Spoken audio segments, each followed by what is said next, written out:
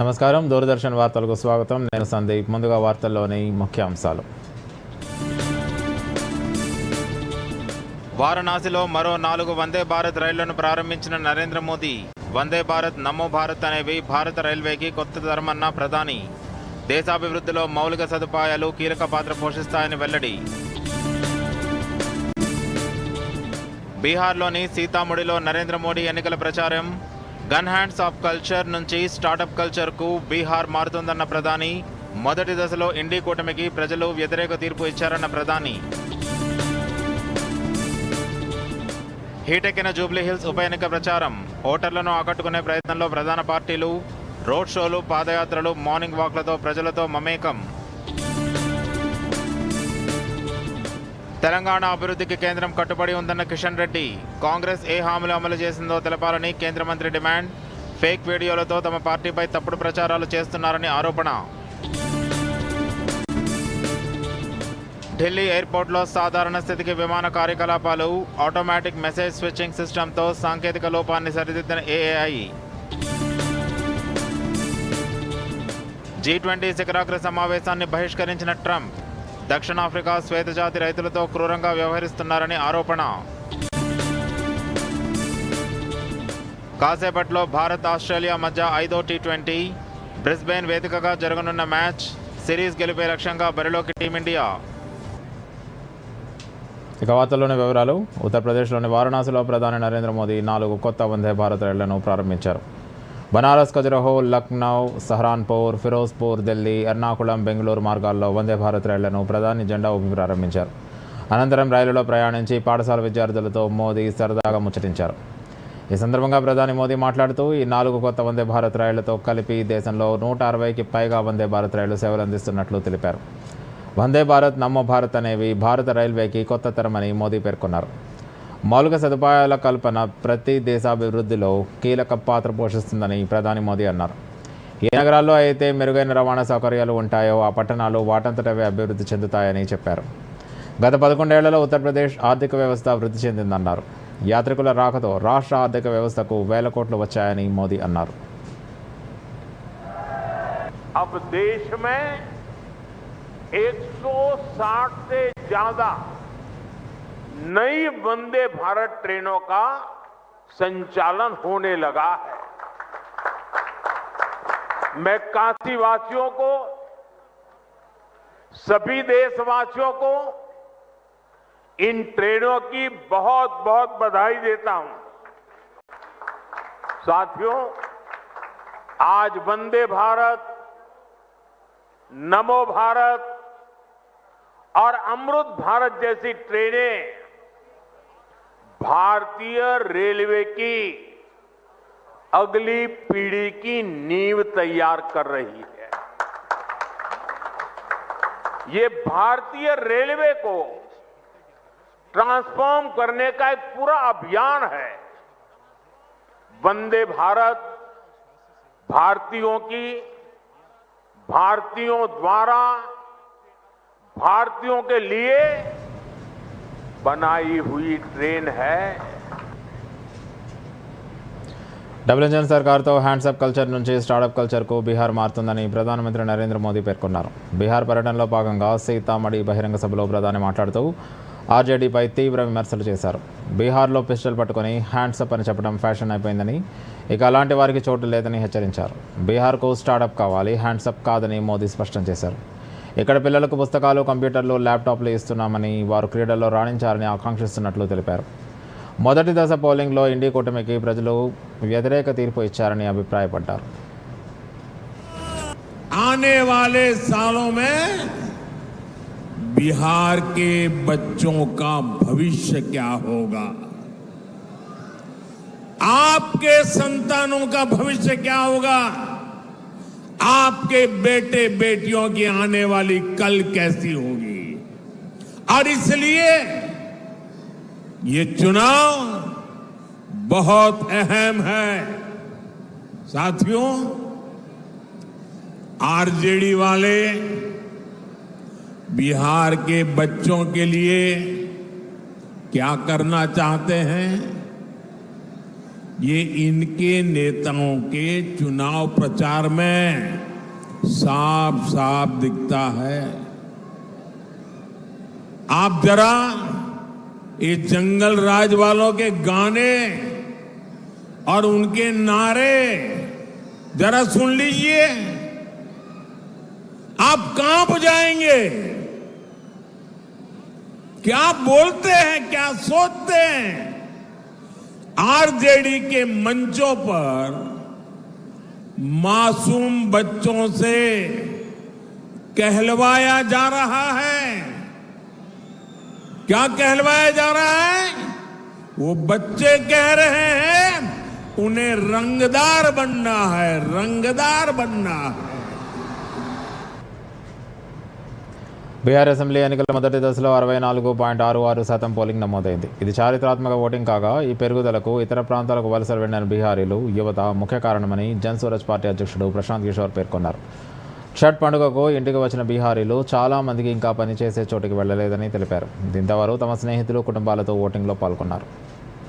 కాగా బెంగళూరులో ఉన్న సుమారు 10 లక్షల బీహారీ మైగ్రెంట్లలో బెంగళూరు సే బీహార్ బదులో అనే క్యాంపెయిన్ను జన్ స్వరాజ్ పార్టీ నడుపుతోంది. నిర్మాణం నుంచి ఐటీ వరకు పనిచేస్తున్న వారిని కలిసి ఓటు ప్రాముఖ్యతను జన్ స్వరాజ్ పార్టీ నేతలు వివరించారు. बिहार में बदलाव देख रहे हैं और जितने स्वयंभू एनालिस्ट और पत्रकार एनालिस्ट हैं जो कि बता रहे थे कि उनको पता है कि बिहार में क्या होने जा रहा है, उनको ज़मीन पर आते हुए दिख रहे हैं। क्योंकि किसी ने ये नहीं बताया, किसी ने ये प्रेडिक्ट नहीं किया कि बिहार में देश के राजनीतिक इतिहास का मतलब बिहार के राजनीतिक इतिहास में सबसे ज़्यादा वोट होने जा रहा है। और इतनी बड़ी संख्या में जो पोलिंग हुई है ये दिखाता है कि बिहार में बदलाव बिल्कुल होने जा रहा है निश्चित तौर पर। वो घेर नहीं रहे हैं, आरजेडी का डर दिखाकर वोट ले रहे हैं क्योंकि अपने पास कहने के लिए कुछ नहीं है। तो पीछे कई दशकों से जो एनडीए है, भाजपा है, नीतीश भाजपा है, ये लोग का सबसे बेहतर वोट लेने का तरीका रहा है कि लालू जी का डर दिखाओ, जंगल राज का डर दिखाओ और वोट ले लो, ताकि लोग ये कहें कि भाई काम हुआ ना हुआ हो, कम से कम जंगल राज तो वापस नहीं आना चाहिए।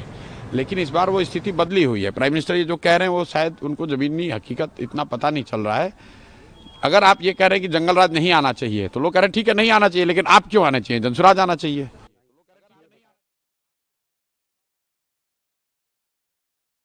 అని కేంద్ర మంత్రి కిషన్ రెడ్డి విమర్శించారు. 2 ఏళ్ల పాలనలో కాంగ్రెస్ ఏ హామీలు అమలు చేసిందో చెప్పాలని డిమాండ్ చేశారు.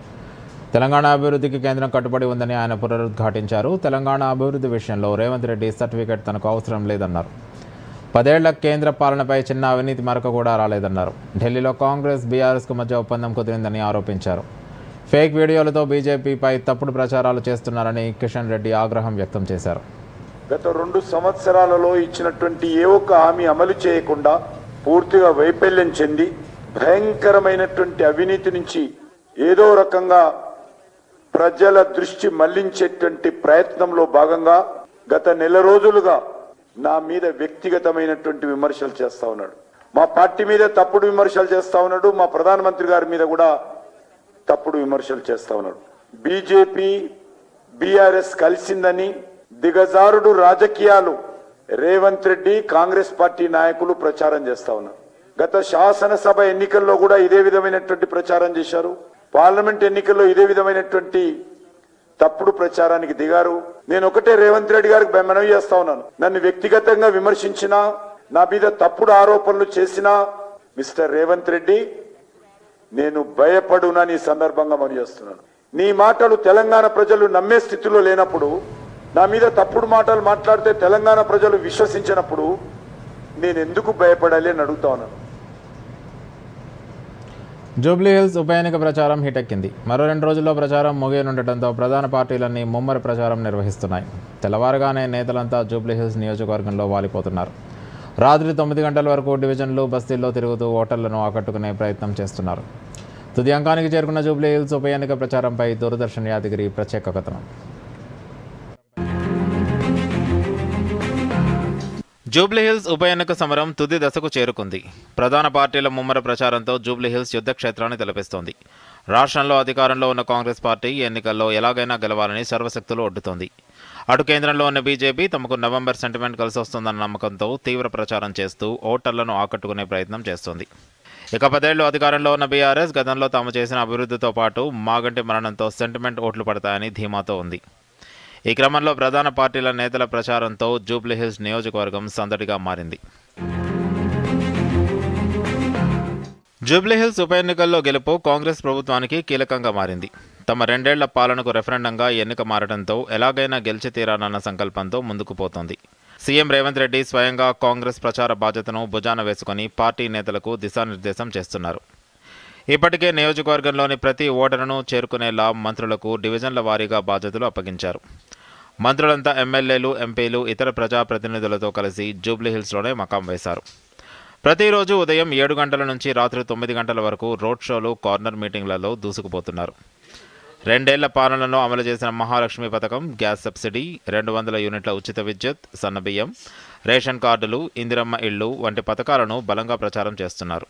అలాగే బీజేపీ, బీఆర్ఎస్ మధ్య దోస్తీ, మూసీ రివర్ ఫ్రంట్ అభివృద్ధి, 4th సిటీ వంటి అంశాలను కాంగ్రెస్ నేతలు పదే పదే ప్రస్తావిస్తూ ఓటర్లను ప్రసన్నం చేసుకునే ప్రయత్నం చేస్తున్నారు. అటు బీజేపీ సైతం ఈ ఉప ఎన్నికను అత్యంత ప్రతిష్టాత్మకంగా తీసుకుంది. గతంలో హుజూరాబాద్, దుబ్బాక వంటి ఉప ఎన్నికల్లో బీజేపీ విజయం సాధించడంతో మరోసారి సత్తా చాటాలని చూస్తుంది. ఈ నియోజకవర్గం కేంద్ర మంత్రి కిషన్ రెడ్డి ప్రాతినిధ్యం వహిస్తున్న సికింద్రాబాద్ లోక్సభ నియోజకవర్గం పరిధిలోనే ఉండటంతో ప్రచార బాధ్యతలను భుజాన వేసుకుని విస్తృతంగా పర్యటిస్తున్నారు. మరోవైపు పార్టీ రాష్ట్ర అధ్యక్షుడిగా బాధ్యతలు చేపట్టిన తర్వాత ఎన్ రామచంద్రరావు ఈ ఎన్నిక రూపంలో తొలి పరీక్షను ఎదుర్కొంటున్నారు. దీంతో కేంద్ర మంత్రులు, ఎంపీలు, ఎమ్మెల్యేలు, ఎమ్మెల్సీలు, ఇతర ప్రధాన నేతలంతా జూబ్లీహిల్స్ నియోజకవర్గంలో ర్యాలీలు, పాదయాత్రలు, మార్నింగ్ వాక్లతో ప్రచారం నిర్వహిస్తున్నారు. ఈ ఎన్నికల్లో టీడీపీ, జనసేన కూడా బీజేపీకి మద్దతు పలికాయి. దీంతో ఇక్కడ ఉన్న ఆంధ్ర ఓట్లు తమకు కలిసి వస్తాయని కాషాయ నేతలు భావిస్తున్నారు.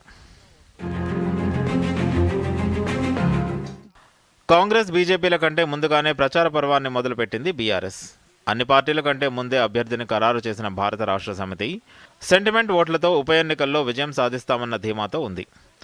దీనికి తోడు 6 గ్యారంటీల అమలులో ప్రభుత్వం విఫలమైందని పదే పదే ప్రచారం చేస్తూ ప్రభుత్వ వ్యతిరేక ఓట్లను ఆకట్టుకునే ప్రయత్నం చేస్తుంది. పార్టీ అధినేత కేసీఆర్ దిశానిర్దేశంతో మాజీ మంత్రులు కేటీఆర్, హరీష్ రావు, తలసాని శ్రీనివాస్ యాదవ్, పద్మారావు గౌడ్, మెహమూద్ అలీ, జగదీష్ రెడ్డి, సబితా ఇంద్రారెడ్డి, సింగిరెడ్డి నిరంజన్ రెడ్డి, శ్రీనివాస్ గౌడ్, గంగుల కమలాకర్, సత్యవతి రాఠోడ్, కొప్పుల ఈశ్వర్తో పాటు 40 మంది ఎమ్మెల్యేలు, ఎమ్మెల్సీలు, కొందరు ముఖ్య నేతలను జూబ్లీహిల్స్లో గల్లీ గల్లీ తిరుగుతూ ఓట్లు అభ్యర్థిస్తున్నారు. 2 ఏళ్ల రేవంత్ ప్రభుత్వ పాలన, ఎన్నికల హామీల అమల్లో వైఫల్యాలు, బీఆర్ఎస్ హయాంలో జరిగిన నియోజకవర్గ అభివృద్ధి, హైడ్రా కూల్చివేతలను ప్రచార అస్త్రాలుగా ప్రచారంలో సంధిస్తోంది.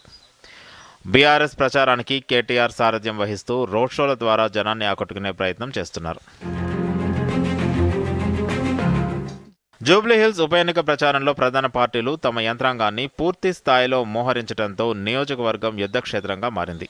ప్రచార పర్వం క్లైమాక్స్కు చేరడంతో ఓటర్లను ఆకట్టుకునే ప్రయత్నాలను పార్టీలన్నీ ముమ్మరం చేశాయి. ఆదివారం సాయంత్రం 5 గంటలకు ప్రచారం ముగియనుంది. 11వ తేదీన జూబ్లీహిల్స్ ఓటర్లు తీర్పు ఇవ్వనున్నారు. 14న ఫలితాలు ప్రకటించనున్నారు. Bureau report, Doordarshan news. Air traffic కంట్రోల్లో సాంకేతిక సమస్య తలెత్తడంతో శంషాబాద్ విమానాశ్రయంలో ప్రయాణికులు ఇబ్బంది పడుతున్నారు. వియత్నాం ఎయిర్లైన్స్కు చెందిన VN984 విమానం నిన్న రాత్రి శంషాబాద్ నుంచి వియత్నాం వెళ్లాల్సి ఉంది. కానీ సాంకేతిక సమస్య తలెత్తడంతో ఈ సర్వీసును నిలిపివేశారు. దీంతో 200 మంది ప్రయాణికులు రాత్రి నుంచి విమానాశ్రయంలోనే పడిగాపులు కాస్తున్నారు. ఈ క్రమంలో విమానంపై ప్రశ్నలు లేవనెత్తితే ఎయిర్లైన్స్ సిబ్బంది నిర్లక్ష్యంగా సమాధానం చెబుతున్నారని ప్రయాణికులు ఆందోళన చేపట్టారు.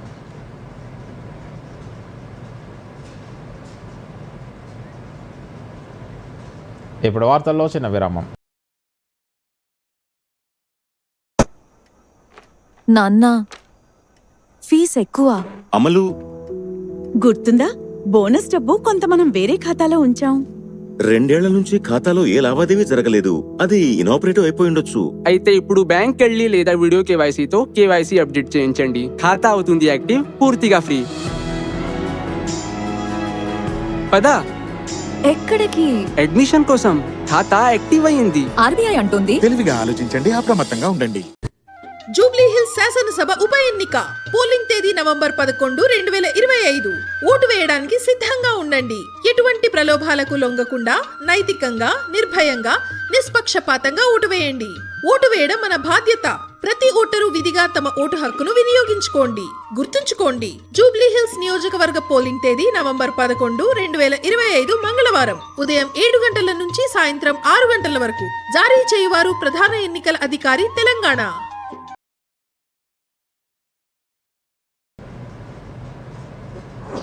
వార్తలకు తిరిగి స్వాగతం. తాండూరు బస్సు ప్రమాద ఘటనతో అప్రమత్తమైన సూర్యాపేట జిల్లా పోలీసులు రోడ్డు ప్రమాదాల నివారణకు ప్రత్యేక చర్యలు చేపట్టారు.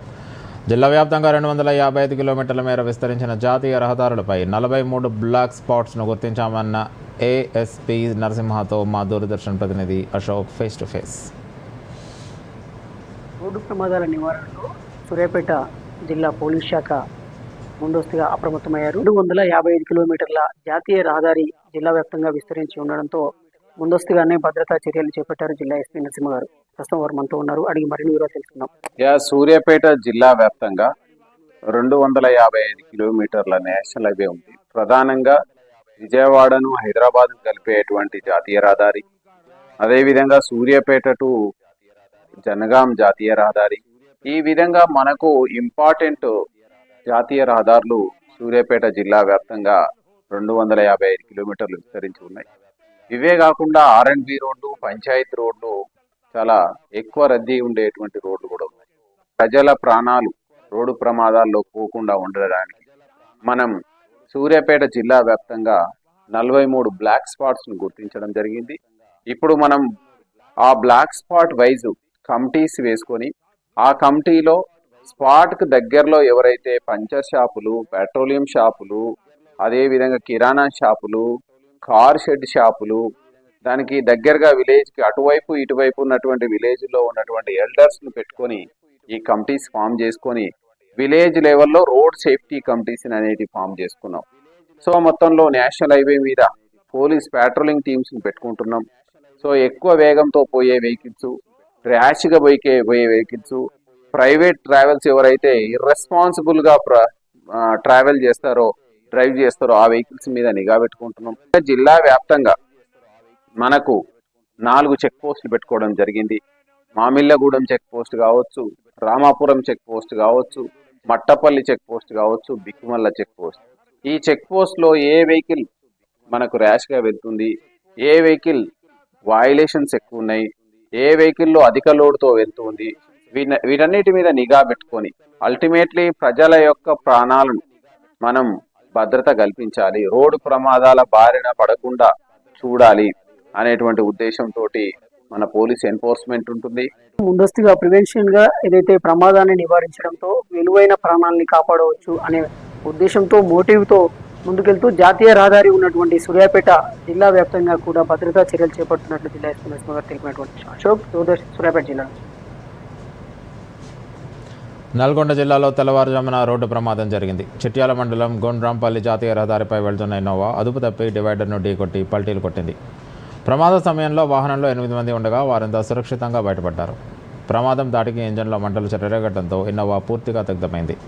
హైవేపై అడ్డంగా వాహనం బోల్తా పడడంతో హైదరాబాద్ విజయవాడ నేషనల్ హైవేపై ట్రాఫిక్ జామ్ ఏర్పడింది. ప్రమాద స్థలానికి చేరుకున్న పోలీసులు వాహనాన్ని పక్కకు తీసి ట్రాఫిక్ను క్లియర్ చేశారు.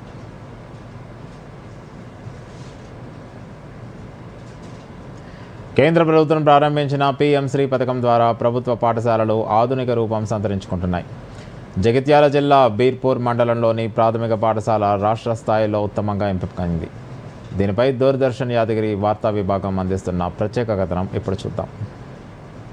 పీఎం శ్రీ పథకం కింద పాఠశాలల ఎంపిక విద్యార్థుల సంఖ్య, వనరుల ఆధారంగా జరుగుతుంది.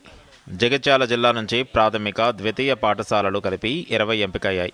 బీర్పూర్ ప్రాథమిక పాఠశాల రాష్ట్రంలో ఉత్తమంగా నిలిచి విద్యాశాఖ నుంచి జ్ఞాపిక అందుకుంది.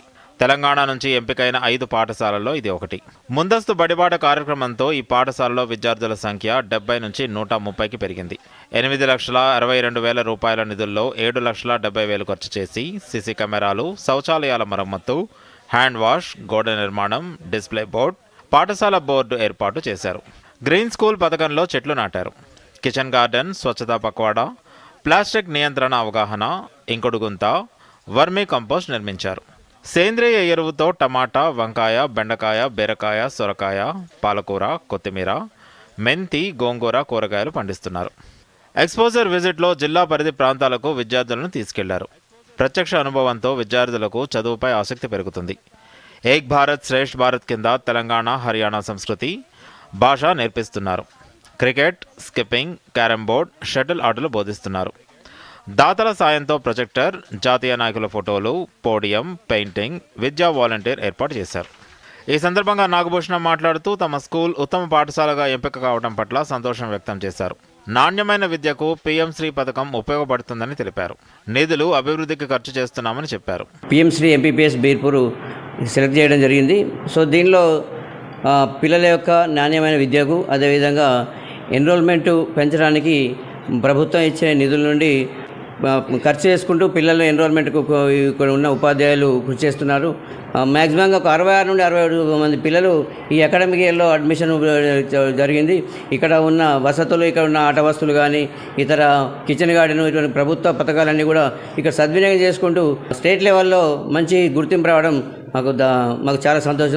సుదర్శన్ మాట్లాడుతూ ఈ పాఠశాలలో ప్రైవేటుకు దీటుగా బోధన చేస్తున్నట్లు వెల్లడించారు. ఇది ప్రభుత్వ పాఠశాలలో పిఎంశ్రీ పథకం ప్రవేశపెట్టడం ద్వారా ప్రభుత్వ పాఠశాలకు వచ్చే పేద విద్యార్థులకు నాణ్యమైన విద్యను వాళ్ళకు అందించే అవకాశం దొరుకుతుంది. నాణ్యమైన విద్యతో పాటు మంచి ఫెసిలిటీస్, మంచి అవకాశాలు కల్పించడం జరుగుతుంది. ఈ సంవత్సరము పిఎంశ్రీ పథకం ద్వారా మాకు ప్రీ ప్రైమరీ స్కూల్ ఏర్పరచడం జరిగింది. ఈ ప్రీ ప్రైమరీ స్కూల్లో మాకు 6 ఉన్న విద్యార్థులు ఈరోజు మాకు 22 మంది విద్యార్థులు అయ్యారు.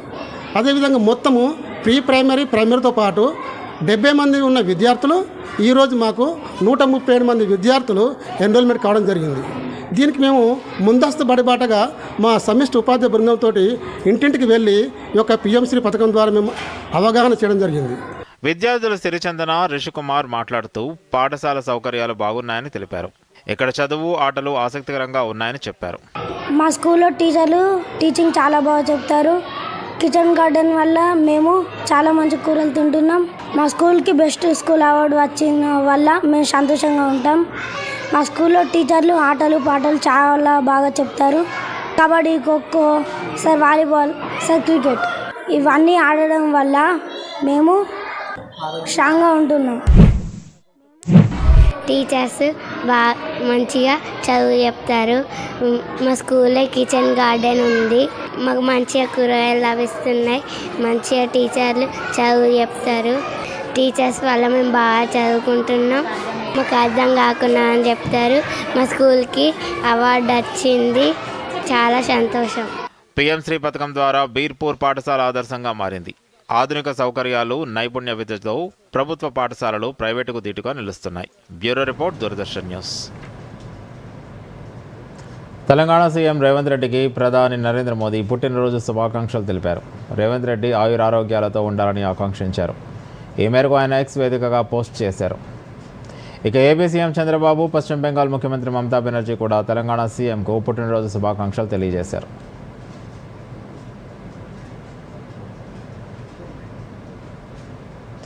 బీజేపీ సీనియర్ నాయకుడు, మాజీ ఉప ప్రధాని ఎల్కే అద్వానీ నేడు 98వ వసంతంలోకి అడుగుపెట్టాడు. ఈ సందర్భంగా ఆయనకు ప్రధాని మోదీ పుట్టినరోజు శుభాకాంక్షలు తెలిపారు. ఎల్కే అద్వానీని అత్యున్నత దృక్పథం కలిగిన రాజనీతిజ్ఞుడు అని ప్రధాని నరేంద్ర మోదీ అభివర్ణించారు. జాతీయ రాజకీయాల్లో బీజేపీ బలీయమైన శక్తిగా ఎదగడానికి రూపకర్త అయిన అద్వానీ 98 ఏళ్లు పూర్తి చేసుకున్నారని, ఈ సంవత్సరం భారతదేశ అత్యున్నత పౌర పురస్కారం భారతరత్నను అందుకున్నారని మోదీ ఎక్స్ వేదికగా పేర్కొన్నారు.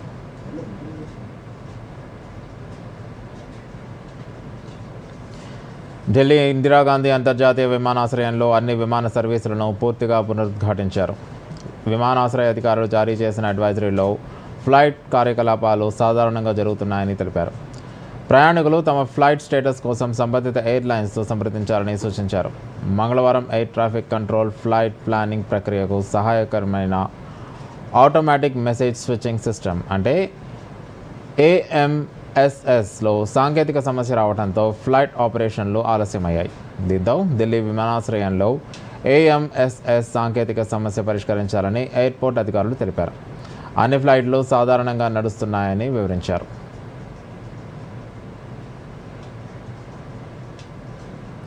ఢిల్లీలోని రాష్ట్రపతి భవన్లో మిట్టి కేఫ్ను రాష్ట్రపతి ద్రౌపది ముర్ము ప్రారంభించారు. ఈ సందర్భంగా రాష్ట్రపతి మాట్లాడుతూ మిట్టి కేఫ్ అందరినీ కలుపుకునే గుణం, సమానత్వం, అపరిమిత అవకాశాలకు చిహ్నంగా నిలుస్తుందన్నారు. ముఖ్యంగా దివ్యాంగులకు, వారి కుటుంబాలకు గర్వకారణమైన ఈ కేఫ్ సందర్శకులను ఆప్యాయత, చిరునవ్వుతో స్వాగతిస్తుందని చెప్పారు. ఇది శారీరక, మానసిక వైకల్యాలున్న పెద్దలకు ఉపాధి కల్పిస్తుందన్నారు.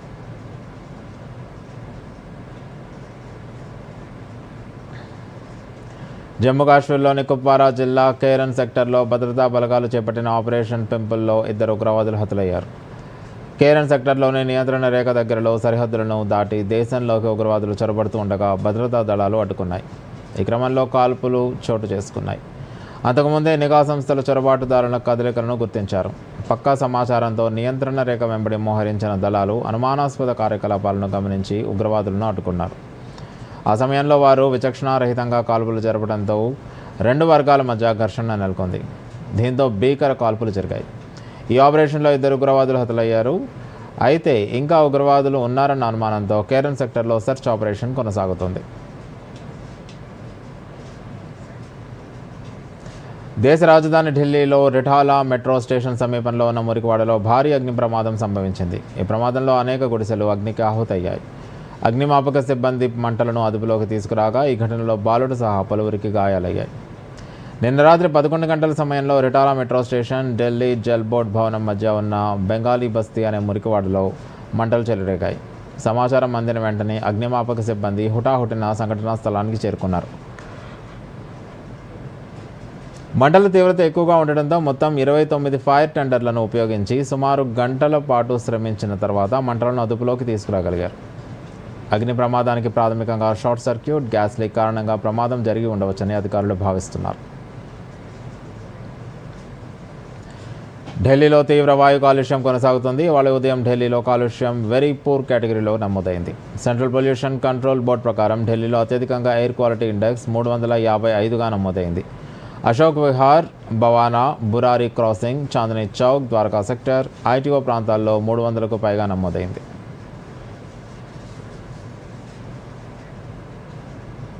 ఈ నెల 22వ తేదీన సౌత్ ఆఫ్రికాలో జరగనున్న G20 శిఖరాగ్ర సమావేశానికి అమెరికా అధికారులు ఎవరూ హాజరు కారని అమెరికా అధ్యక్షుడు ట్రంప్ వెల్లడించారు. శ్వేతజాతి రైతులతో దక్షిణాఫ్రికా క్రూరంగా వ్యవహరిస్తోందని, అందుకే G20 శిఖరాగ్ర సమావేశాన్ని బహిష్కరిస్తున్నట్లు ట్రంప్ ప్రకటించారు. G20 శిఖరాగ్ర సమావేశం దక్షిణాఫ్రికాలో జరగడం అవమానకరమని ట్రంప్ సోషల్ మీడియా పోస్టులో పేర్కొన్నారు. దక్షిణాఫ్రికా ప్రభుత్వం అక్కడ శ్వేతజాతి రైతులపై హింస, హత్య, భూములు, పొలాలు స్వాధీనం చేసుకోవడం వంటి చర్యలకు పాల్పడుతుందని ఆరోపించారు. దక్షిణాఫ్రికా ప్రభుత్వం ఈ ఆరోపణలను ఖండించింది. ఆఫ్రికన్లపై జరిగిన దారుణాలకు సంబంధించిన అనేక నివేదికలు నిరాధారమని, ఈ విషయాన్ని ట్రంప్తో చెప్పామని అధ్యక్షుడు సిరిల్ రమసోఫా తెలిపారు. దక్షిణాఫ్రికాలో శ్వేతజాతి పౌరుల జీవన ప్రమాణాలు ఇప్పటికీ దేశంలోని నల్లజాతి పౌరుల కంటే చాలా మెరుగ్గా ఉన్నాయని తెలిపారు.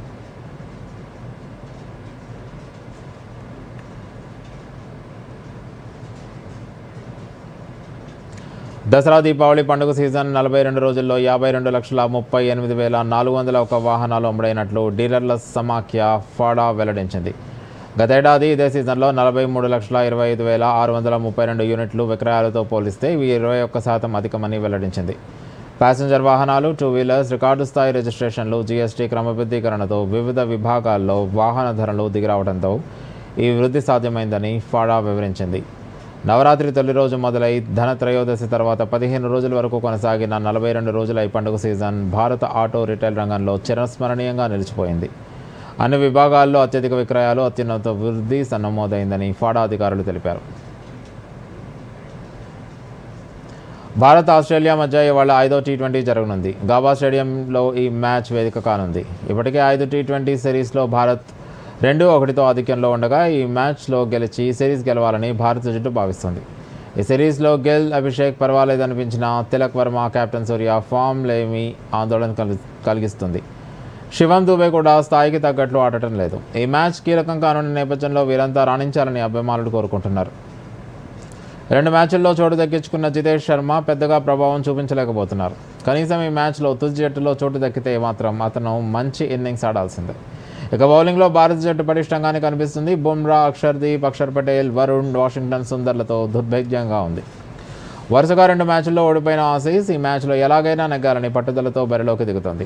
చివరి టీ20లో గెలిచిన సిరీస్ను సమన్ చేయాలని భావిస్తుంది. ఆ జట్టు బ్యాటింగ్ బౌలింగ్లో మెరుగ్గానే ఉంది. అయితే బ్యాటింగ్లో ఒక్క మార్ష్ తప్ప మిగతా వారు పెద్దగా రాణించడం లేదు. టీమ్ డేవిడ్ స్థాయికి తగ్గట్లు ఆడటం లేదు. ఇక వార్తలు ముగించే ముందు ముఖ్యాంశాలు మరోసారి. వారణాసిలో మరో 4 వందే భారత్ రైళ్లను ప్రారంభించిన నరేంద్ర మోదీ. వందే భారత్, నమో భారత్ అనేవి భారత రైల్వేకి కొత్త తరమన్న ప్రధాని. దేశాభివృద్ధిలో మౌలిక సదుపాయాలు కీలక పాత్ర పోషిస్తాయని వెల్లడి. బీహార్లోని సీతాముడిలో నరేంద్ర మోడీ ఎన్నికల ప్రచారం. గన్ హ్యాండ్స్ ఆఫ్ కల్చర్ నుంచి స్టార్టప్ కల్చర్కు బీహార్ మారుతుందన్న ప్రధాని. మొదటి దశలో ఇండీ కూటమికి ప్రజలు వ్యతిరేక తీర్పు ఇచ్చారన్న ప్రధాని. హీటెక్కిన జూబ్లీహిల్స్ ఉప ఎన్నిక ప్రచారం.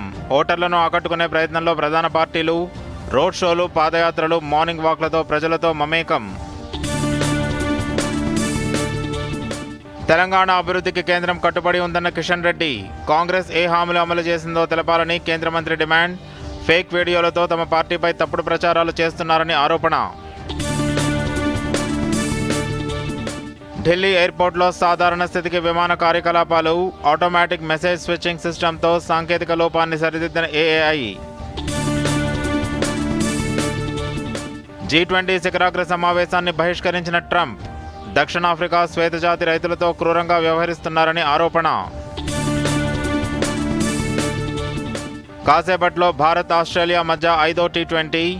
బ్రిస్బెయిన్ వేదికగా జరగనున్న మ్యాచ్. సిరీస్ గెలిపే లక్ష్యంగా బరిలోకి టీమిండియా. ఇప్పుడు వార్తలు ఎక్కడైనా ఎప్పుడైనా డిడి న్యూస్ ఇప్పుడు మీ చేతిలో. దూరదర్శన్ యాదగిరి వార్తలు డిజిటల్ ప్లాట్ఫామ్స్ లో చూడండి. యూట్యూబ్, ఫేస్బుక్, ఇన్స్టాగ్రామ్, ఎక్స్ మరియు వేవ్స్ లో ఫాలో అవ్వండి. లైక్ చేయండి, షేర్ చేయండి.